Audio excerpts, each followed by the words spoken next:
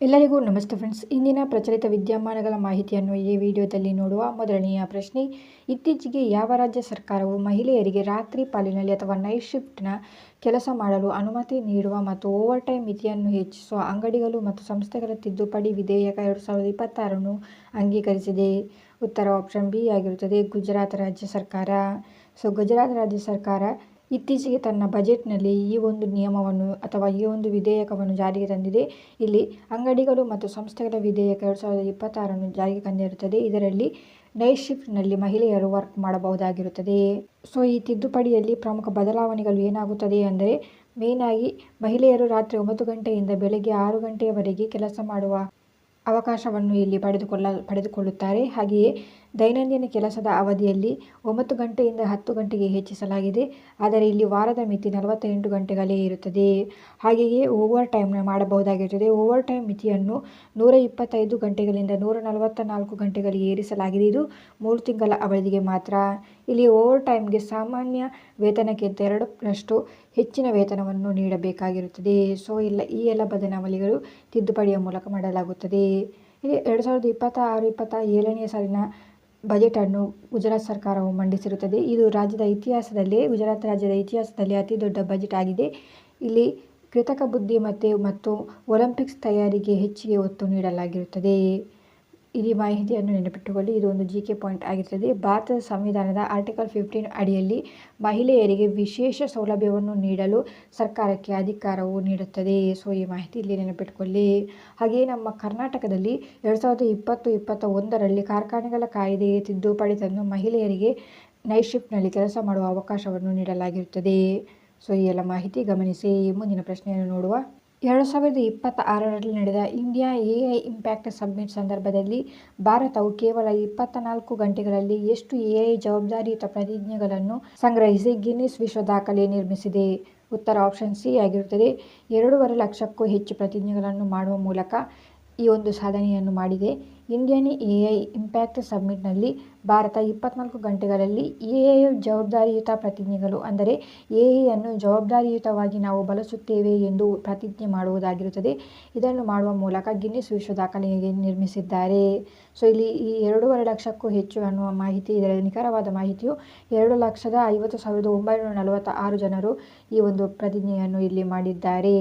ಇಲ್ಲಿ ಈ ಅಭಿಯಾನದ ಉದ್ದೇಶ ಏನಾಗಿರುತ್ತದೆ ಅಂದರೆ, ಅದಕ್ಕಿಂತ ಮುಂಚೆ ಈ ಪ್ರತಿಜ್ಞೆ ಅಭಿಯಾನವನ್ನು ಇಂಡಿಯಾ AI ಮಿಷನ್ ಮತ್ತು ಇಂಟೆಲ್ ಇಂಡಿಯಾ ಸಹಯೋಗದೊಂದಿಗೆ ಹಮ್ಮಿಕೊಳ್ಳಲಾಗಿದೆ. ಇದು ನಾಗರಿಕರಲ್ಲಿ ಡಾಟಾ ಗೌಪ್ಯತೆ, ಪಾರದರ್ಶಕತೆ ಮತ್ತು ತಪ್ಪು ಮಾಹಿತಿಯ ವಿರುದ್ಧ ಜಾಗೃತಿ ಮೂಡಿಸುವ ಗುರಿಯನ್ನು ಹೊಂದಿರುತ್ತದೆ.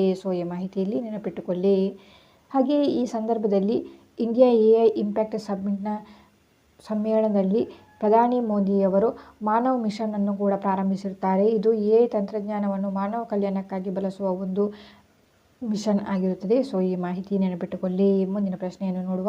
ಇತ್ತೀಚೆಗೆ ಸುದ್ದಿಯಲ್ಲಿದ್ದ ಆಫ್ರಿಕಾದ ಅತಿದೊಡ್ಡ ಮತ್ತು ವಿಶ್ವದ 2ನೇ ಅತಿದೊಡ್ಡ ಸಿಹಿನೀರಿನ ಸರೋವರವಾದ ವಿಕ್ಟೋರಿಯಾ ಸರೋವರವು ವಿಷಕಾರಿ ಹಸಿರು ಬಣ್ಣಕ್ಕೆ ತಿರುಗಲು ಮುಖ್ಯ ಕಾರಣವೇನು? ಉತ್ತರ ಆಪ್ಷನ್ ಬಿ ಆಗಿರುತ್ತದೆ, ಪಾಚಿ ಅರಳುವಿಕೆ ಮತ್ತು ಮಾಲಿನ್ಯ ಆಗಿರುತ್ತದೆ. ಇಲ್ಲಿ ವಿಕ್ಟೋರಿಯಾ ಸರೋವರದ ಬಗ್ಗೆ ಮಾಹಿತಿ ನೋಡುವ. ಈ ವಿಕ್ಟೋರಿಯಾ ಸರೋವರ ವಿಷಕಾರಿ ಹಸಿರು ಬಣ್ಣಕ್ಕೆ ಕರಲು ಮೇನ್ ಕಾರಣ ಪಾಚಿ ಅರಳುವಿಕೆಯೇ ಆಗಿರುತ್ತದೆ. ಇದು ಪಾಚಿ ಯಾಕೆ ಹೆಚ್ಚಾಗಿದೆ ಎಂದರೆ, ಇದು ಯೂಟ್ರೋಫಿಕೇಷನ್ನಿಂದ ಅಂದರೆ ಕೃಷಿ ಭೂಮಿಯಿಂದ ಹರಿದು ಬರುವ ರಸಗೊಬ್ಬರಗಳು ಮತ್ತು ಕೈಗಾರಿಕಾ ತ್ಯಾಜ್ಯದಿಂದಾಗಿ ಸರೋವರದಲ್ಲಿ ಪಾಚಿಯಗಳು ಅತಿಯಾಗಿ ಬೆಳೆದುಕೊಂಡಿದೆ. ಇದರಿಂದಾಗಿ ಸರೋವರದ ನೀರು ದಟ್ಟ ಹಸಿರು ಬಣ್ಣಕ್ಕೆ ತಿರುಗಿದ್ದು, ಇದು ಅಲ್ಲಿನ ಮೀನುಗಳು ಮತ್ತು ಜಲಚರಗಳ ಸಾವಿಗೆ ಕಾರಣವಾಗಿರುತ್ತದೆ. ಇಲ್ಲಿ ಮಾಹಿತಿ ನೆನಪಿಟ್ಟುಕೊಳ್ಳಿ. ಭೌಗೋಳಿಕ ಪ್ರಾಮುಖ್ಯತೆಯನ್ನು ನೋಡುವ. ವಿಕ್ಟೋರಿಯಾ ಸರೋವರವು 3 ದೇಶಗಳ ನಡುವೆ ಹಂಚಿಕೆಯಾಗಿದೆ. ಯಾವುದು ಅವು 3 ದೇಶ ಅಂದರೆ ತಾಂಜಾನಿಯಾ, ಉಗಾಂಡ ಮತ್ತು ಕೀನ್ಯಾ ದೇಶ. ಇದು ವಿಶ್ವದ ಅತಿ ಉದ್ದದ ನೈಲ್ ನದಿಯ ಪ್ರಮುಖ ಮೂಲವಾಗಿರುತ್ತದೆ. ಹಾಗೆ ಈ ಮಾಹಿತಿ ನೆನಪಿಟ್ಟುಕೊಳ್ಳಿ. ಈ ಸರೋವರ ಸಿಕ್ಲಿಡ್ ಎಂಬ ಅಪರೂಪದ ಮೀನು ತಳಿಗಳಿಗೆ ಹೆಸರುವಾಸಿಯಾಗಿದೆ. ಆದರೆ ಈಗ ಇದು ಕೂಡ ಅಳಿವಿನಂಚಿನಲ್ಲಿದೆ. ಇದರ ವಿಸ್ತೀರ್ಣ ಸುಪೀರಿಯರ್ ಸರೋವರದ ನಂತರ ವಿಶ್ವದ 2ನೇ ಅತಿ ದೊಡ್ಡ ಸಿಹಿನೀರಿನ ಸರೋವರ ಇದಾಗಿರುತ್ತದೆ. ಈ ಮಾಹಿತಿಯನ್ನು ನೆನಪಿಟ್ಟುಕೊಳ್ಳಿ. ಮುಂದಿನ ಪ್ರಶ್ನೆಯನ್ನು ನೋಡುವ. ಭಾರತದಲ್ಲಿ ಮೊದಲ ಬಾರಿಗೆ ಯಾವ ರಾಜ್ಯವು ಸಮುದ್ರ ಮಟ್ಟ ಏರಿಕೆ ಮತ್ತು ಉಬ್ಬರವಿಳಿತದಿಂದ ಉಂಟಾಗುವ ಪ್ರವಾಹವನ್ನು ರಾಜ್ಯದ ವಿಶಿಷ್ಟ ವಿಪತ್ತು ಎಂದು ಘೋಷಿಸಿದೆ? ಉತ್ತರ ಆಪ್ಷನ್ ಸಿ ಕೇರಳ ರಾಜ್ಯ. ಇಲ್ಲಿ ಕೇರಳ ಸರ್ಕಾರವು ಸಮುದ್ರದ ಉಬ್ಬರವಿಳಿತದ ಸಮಯದಲ್ಲಿ ನೀರು ಭೂಮಿಗೆ ನುಗ್ಗಿ ಉಂಟಾಗುವ ಪ್ರವಾಹವನ್ನು ರಾಜ್ಯ ವಿಶಿಷ್ಟ ವಿಪತ್ತು ಎಂದು ಘೋಷಿಸಿರುತ್ತದೆ. ಈ ಮೂಲಕ ಈ ಪ್ರವಾಹದಿಂದ ಹಾನಿಯಾದವರಿಗೆ ಈಗ ರಾಜ್ಯ ವಿಪತ್ತು ಉಪಶಮನ ನಿಧಿ ಅಡಿಯಲ್ಲಿ ಪರಿಹಾರ ಪಡೆಯಲು ಅರ್ಹರಾಗಿರುತ್ತಾರೆ. ಇಲ್ಲಿ ಈ ಉಬ್ಬರವಿಳಿತದ ಪ್ರವಾಹ ಅಂದರೆ ಏನು ಅಂದರೆ, ಇದು ಮಳೆಯಿಂದ ಬರುವ ಪ್ರವಾಹವಲ್ಲ. ಸಮುದ್ರದ ಮಟ್ಟ ತಾತ್ಕಾಲಿಕವಾಗಿ ಏರಿಕೆಯಾಗಿ ಸಮುದ್ರದ ನೀರು ನದಿಗಳು ಮತ್ತು ಕಾಲುವೆಗಳ ಮೂಲಕ ಕರಾವಳಿ ಪ್ರದೇಶದ ಮನೆಗಳಿಗೆ ಮತ್ತು ಕೃಷಿ ಭೂಮಿಗೆ ನುಗ್ಗುತ್ತದೆ. ಇದನ್ನು ಸಾಮಾನ್ಯವಾಗಿ ಇಲ್ಲಿ ಬಿಸಿಲು ದಿನದ ಪ್ರವಾಹ, ಸನ್ನಿ ಡೇ ಫ್ಲಡ್ಡಿಂಗ್ ಎಂದು ಕೂಡ ಕರೆಯಲಾಗುತ್ತದೆ. ಇಲ್ಲಿ ಈ ಘೋಷಣೆಯನ್ನು ವಿಪತ್ತು ನಿರ್ವಹಣಾ ಕಾಯ್ದೆ 2005 ಅಡಿಯಲ್ಲಿ ಮಾಡಲಾಗುತ್ತದೆ. ಇಲ್ಲಿ ಈ ಒಂದು ಡಿಸಾಸ್ಟರ್ಗೆ ಮೇನ್ ರೀಸನ್ ಏನಾಗಿರುತ್ತದೆ ಅಂದರೆ, ಹವಾಮಾನ ಬದಲಾವಣೆಯಿಂದಾಗಿ ಸಮುದ್ರದ ಮಟ್ಟ ಏರುತ್ತದೆ ಮತ್ತು ಕೇರಳದಲ್ಲಿ ಕರಾವಳಿಯು ತಗ್ಗು ಪ್ರದೇಶವಾಗಿರುವುದು ಈ ಸಮಸ್ಯೆಗೆ ಮುಖ್ಯ ಕಾರಣ ಆಗಿರುತ್ತದೆ. ಇಲ್ಲಿ ಕೇರಳದಲ್ಲಿ ಮಿಂಚು, ಕರಾವಳಿ ಸವಕಳಿ ಮತ್ತು ಬಿಸಿಗಾಳಿಯನ್ನು ರಾಜ್ಯ ವಿಶಿಷ್ಟ ವಿಪತ್ತುಗಳೆಂದು ಈಗಾಗಲೇ ಘೋಷಿಸಲಾಗಿದೆ. ಈಗ ಈ ಪಟ್ಟಿಗೆ ಉಬ್ಬರವಿಳಿತದ ಪ್ರವಾಹವೂ ಕೂಡ ಸೇರಿರುತ್ತದೆ.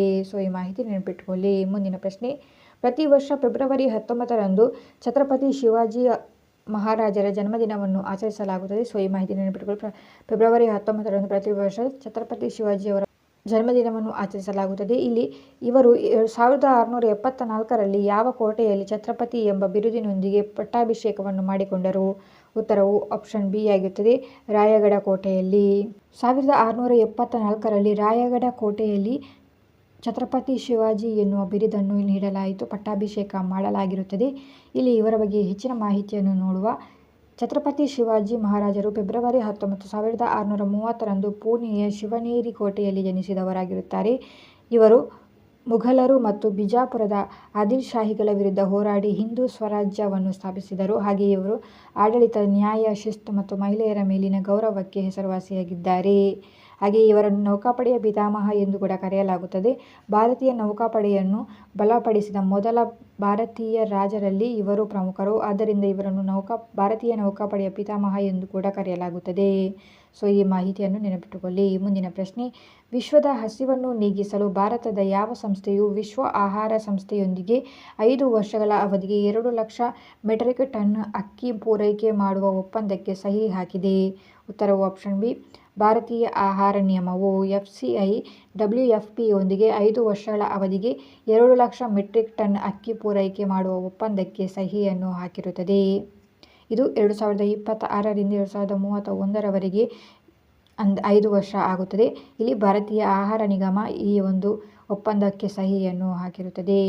ಇಲ್ಲಿ ಒಟ್ಟು 2 ಲಕ್ಷ ಮೆಟ್ರಿಕ್ ಟನ್ ಅಕ್ಕಿಯನ್ನು ನೀಡಲಾಗುತ್ತದೆ. ಇದರಲ್ಲಿ ಗರಿಷ್ಠ ಶೇಕಡ 25%ರಷ್ಟು ನುಚ್ಚಲಕ್ಕಿಯನ್ನು ಹೊಂದಿರಬಹುದಾಗಿರುತ್ತದೆ. ಹಾಗೆಯೇ ಪ್ರಸ್ತುತ ದರವನ್ನು ಪ್ರತಿ ಕ್ವಿಂಟಲ್ಗೆ 2800 ರೂಪಾಯಿ ಎಂದು ನಿಗದಿಪಡಿಸಲಾಗಿದೆ. ಈ ಮಾಹಿತಿಯನ್ನು ನೆನಪಿಟ್ಟುಕೊಳ್ಳಿ.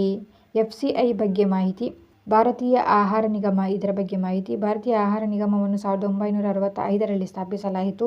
ಇದರ ಕೇಂದ್ರ ಕಚೇರಿ ನವದೆಹಲಿಯಲ್ಲಿದೆ ಮತ್ತು ದೇಶದ ಆಹಾರ ಭದ್ರತೆಯನ್ನು ಕಾಯ್ದುಕೊಳ್ಳುವುದು ಇದರ ಮುಖ್ಯ ಗುರಿಯಾಗಿರುತ್ತದೆ ಅಥವಾ ಜವಾಬ್ದಾರಿಯಾಗಿರುತ್ತದೆ. ಹಾಗೆಯೇ ಇಲ್ಲಿ ವರ್ಲ್ಡ್ ಫುಡ್ ಪ್ರೋಗ್ರಾಮ್ ಇದರ ಬಗ್ಗೆ ಮಾಹಿತಿ. ಇದು ವಿಶ್ವ ಆಹಾರ ಸಂಸ್ಥೆಯ ಕೇಂದ್ರ ಕಚೇರಿ ಇಟಲಿಯ ರೋಮ್ನಲ್ಲಿದೆ. ಇದಕ್ಕೆ 2020ರಲ್ಲಿ ನೆನಪಿಟ್ಟುಕೊಳ್ಳಿ ನೊಬೆಲ್ ಶಾಂತಿ ಪ್ರಶಸ್ತಿಯನ್ನು ಕೂಡ ನೀಡಲಾಗಿದೆ. WFPಗೆ ವಿಶ್ವ ಆಹಾರ ಸಂಸ್ಥೆಗೆ 2020ರಲ್ಲಿ ನೊಬೆಲ್ ಶಾಂತಿ ಪ್ರಶಸ್ತಿಯನ್ನು ಕೂಡ ನೀಡಲಾಗಿರುತ್ತದೆ. ಈ ಮಾಹಿತಿ ನೆನಪಿಟ್ಟುಕೊಳ್ಳಿ. ಮುಂದಿನ ಪ್ರಶ್ನೆ, ಭಾರತದಲ್ಲಿ ಮೊದಲ ಬಾರಿಗೆ ಯಾವ ರಾಜ್ಯವು ನಗರ ಸ್ಥಳೀಯ ಸಂಸ್ಥೆಗಳ ಚುನಾವಣೆಯಲ್ಲಿ ಹಿರಿಯ ನಾಗರಿಕರು ಮತ್ತು ವಲಸೆ ಕಾರ್ಮಿಕರಿಗಾಗಿ AI ಚಾಲಿತ ಮೊಬೈಲ್ ವೋಟಿಂಗ್ ವ್ಯವಸ್ಥೆಯನ್ನು ಪ್ರಾಯೋಗಿಕವಾಗಿ ಜಾರಿಗೆ ತಂದಿದೆ? ಉತ್ತರವು ಆಪ್ಷನ್ ಬಿ, ಬಿಹಾರ ರಾಜ್ಯ. ಬಿಹಾರ ರಾಜ್ಯ ಸರ್ಕಾರವು ಅಥವಾ ಬಿಹಾರ ರಾಜ್ಯ ಚುನಾವಣಾ ಆಯೋಗವು ಭಾರತದಲ್ಲೇ ಮೊದಲ ಬಾರಿಗೆ ಮೊಬೈಲ್ ಮೂಲಕ ಮತದಾನ ಮಾಡುವ ತಂತ್ರಜ್ಞಾನವನ್ನು ಪರಿಚಯಿಸಿದೆ. ಇದನ್ನು CDAC centre for development of advanced computing ಸಂಸ್ಥೆಯ ಸಹಯೋಗದೊಂದಿಗೆ ಅಭಿವೃದ್ಧಿಪಡಿಸಲಾಗಿರುತ್ತದೆ. ಈ ತಂತ್ರಜ್ಞಾನದ ಮೂಲಕ ಯಾವೆಲ್ಲ ಕ್ರಮವನ್ನು ತೆಗೆದುಕೊಳ್ಳಲಾಗಿದೆ ಅಂದರೆ, ಮೇಯ್ನಾಗಿ ಬ್ಲಾಕ್ಚೈನ್ ಟೆಕ್ನಾಲಜಿಯನ್ನು ಬಳಸಲಾಗಿದೆ, ಫೇಶಿಯಲ್ ರೆಕಗ್ನೈಸೇಷನ್ ಅನ್ನು ಬಳಸಲಾಗಿದೆ. ಹಾಗೆಯೇ ಭದ್ರತೆಗಾಗಿ ಒಂದು ಮೊಬೈಲ್ ಸಂಖ್ಯೆಯಿಂದ ಕೇವಲ 2 ಮತದಾರರು ಮಾತ್ರ ಲಾಗಿನ್ ಆಗಲು ಅವಕಾಶವನ್ನು ನೀಡಲಾಗಿರುತ್ತದೆ. ಇಲ್ಲಿ ಈ ಒಂದು ಮಾಹಿತಿ ನೆನಪಿಟ್ಟುಕೊಳ್ಳಿ, ಇಂಪಾರ್ಟೆಂಟ್ ಆದ ಮಾಹಿತಿಯಾಗಿರುತ್ತದೆ. ವಿಶ್ವದಲ್ಲಿ ಮೊದಲ ಬಾರಿಗೆ ಆನ್ಲೈನ್ ಮತದಾನವನ್ನು 2005ರಲ್ಲಿ ಜಾರಿಗೆ ತಂದ ದೇಶ ಯಾವುದು ಅಂದರೆ ಎಸ್ಟೋನಿಯಾ ಆಗಿರುತ್ತದೆ. ಈ ಮಾಹಿತಿ ನೆನಪಿಟ್ಟುಕೊಳ್ಳಿ, ಇಂಪಾರ್ಟೆಂಟ್ ಆಗಿದ ಮಾಹಿತಿಯಾಗಿರುತ್ತದೆ. ಹಾಗೆ ನಮ್ಮ ಭಾರತದಲ್ಲಿ ಮೊದಲ ಬಾರಿಗೆ ಮೊಬೈಲ್ ಮೂಲಕ ಮತದಾನ ಮಾಡುವ ತಂತ್ರಜ್ಞಾನವನ್ನು ಜಾರಿಗೆ ತಂದಿರುವ ಮೊದಲ ರಾಜ್ಯ ಬಿಹಾರ ರಾಜ್ಯ ಆಗಿರುತ್ತದೆ. ಸೊ ಈ ಮಾಹಿತಿಯನ್ನು ಕೂಡ ನೆನಪಿಟ್ಟುಕೊಳ್ಳಿ. ಇಲ್ಲಿ ಈ ವೋಟಿಂಗ್ನಲ್ಲೂ ಸಹ ಮತ ಚಲಾಯಿಸಿದ ನಂತರ ಡಿಜಿಟಲ್ ರೂಪದಲ್ಲಿ ಆಡಿಟ್ ಟ್ರಯಲ್ಗಳು ಇರುತ್ತದೆ. ಸೊ ಈ ಮಾಹಿತಿಯಲ್ಲಿ ನೆನಪಿಟ್ಟುಕೊಳ್ಳಿ. ಮುಂದಿನ ಪ್ರಶ್ನೆ, ಇತ್ತೀಚೆಗೆ ಆಯುರ್ವೇದದ ಆಸ್ಪತ್ರೆಗಳಲ್ಲಿ ನಗದು ರಹಿತ ಚಿಕಿತ್ಸಾ ಸೌಲಭ್ಯವನ್ನು ಒದಗಿಸಲು ಅಖಿಲ ಭಾರತ ಆಯುರ್ವೇದ ಸಂಸ್ಥೆ AIIA ಯಾವ ಸಂಸ್ಥೆಯೊಂದಿಗೆ ಒಪ್ಪಂದ ಮಾಡಿಕೊಂಡಿದೆ? ಉತ್ತರವು ಆಪ್ಷನ್ ಬಿ ಆಗಿರುತ್ತದೆ. ಜನರಲ್ ಇನ್ಶೂರೆನ್ಸ್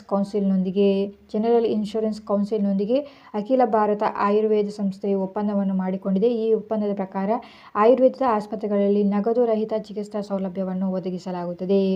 ಸೊ ಈ ಮಾಹಿತಿಯನ್ನು ನೆನಪಿಟ್ಟುಕೊಳ್ಳಿ. ಒಂದು ಇಂಪಾರ್ಟೆಂಟ್ ಆದ ಮಾಹಿತಿ ಇದಾಗಿದೆ.